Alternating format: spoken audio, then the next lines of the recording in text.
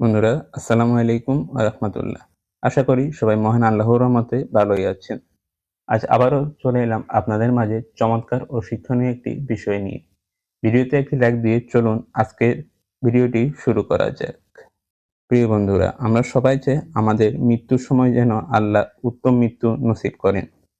আজকের এই ভিডিওতে থাকছে কি আমল করলে আমাদের উত্তম মৃত্যু নসিব হবে। মৃত্যুর সময় উত্তম মৃত্যু হওয়ার জন্য ১০টি আমল করা প্রয়োজন। এই ১০টা আমলের প্রথমটি হচ্ছে ১ নাম্বার ধারাবাহিক ইবাদত করা। ২ নাম্বার হচ্ছে পাপ ও গুনাহ হলে তৎক্ষণাৎ তওবা করা।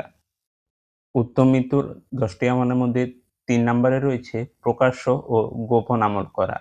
৪ নাম্বার হচ্ছে উত্তম মৃত্যুর জন্য মহান আল্লাহর কাছে দোয়া করা। এরপর ৫ নাম্বারে রয়েছে দ্বীনের উপর অটল ও অবিচল থাকা।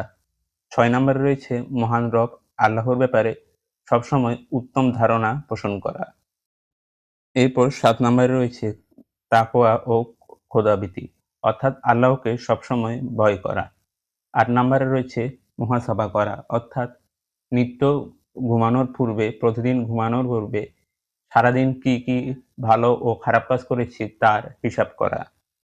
উত্তম মৃত্যুর জন্য ৯ নাম্বার আমলটি হচ্ছে সর্বদা মৃত্যুর কথা চিন্তা করা এবং সর্বশেষ ১০ নাম্বারে রয়েছে সালেহীন বা ভালো মানুষের সাথে, আমলদার মানুষের সাথে চলা। হে মহান আল্লাহ, মৃত্যুর সময় আপনি আমাদের উত্তম মৃত্যু দিয়েন। আমিন। প্রিয় বন্ধুরা, ভিডিওটি আজ এখানেই শেষ করছি। ভিডিওটি আপনার কেমন লাগলো অবশ্যই কমেন্টে জানান। ইউটিউবে সাবস্ক্রাইব এবং ফেসবুকে ফলো মাস্ট। আজ এখানেই বিদায় নিচ্ছি।